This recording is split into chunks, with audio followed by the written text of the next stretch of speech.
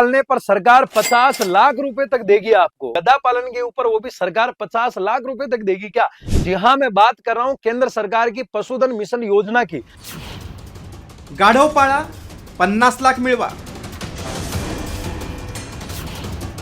गाढव पाळण्यासाठी केंद्र सरकार देणार पैसे।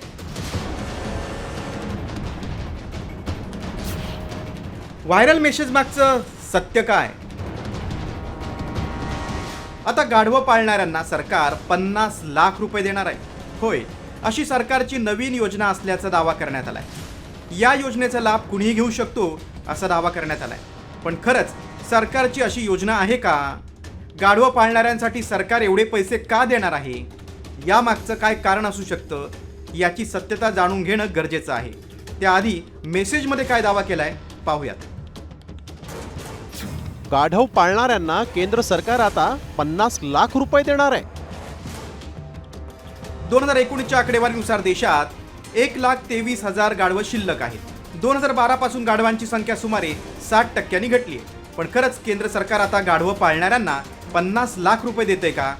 हे जाणून घेण्यासाठी आमच्या टीमनं पडताळणी सुरू केली। हे खरं असेल तर चांगलीच गोष्ट आहे। त्यामुळे आमच्या टीमनं पडताळणी करून माहिती मिळवली। त्यावेळी काय सत्य समोर आलं पाहूयात।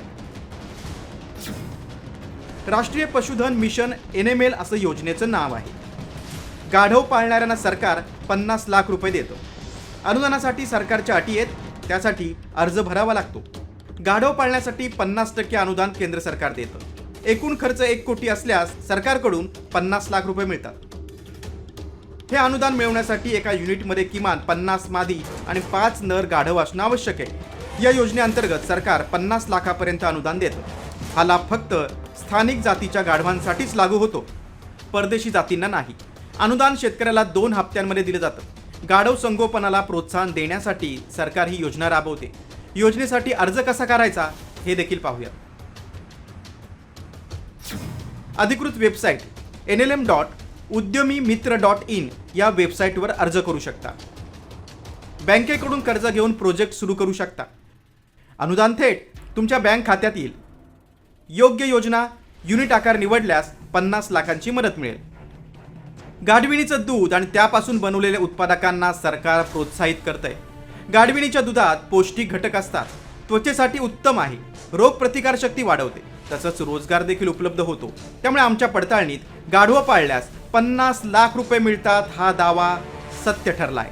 ब्युरो रिपोर्ट, साम टीव्ही, मुंबई।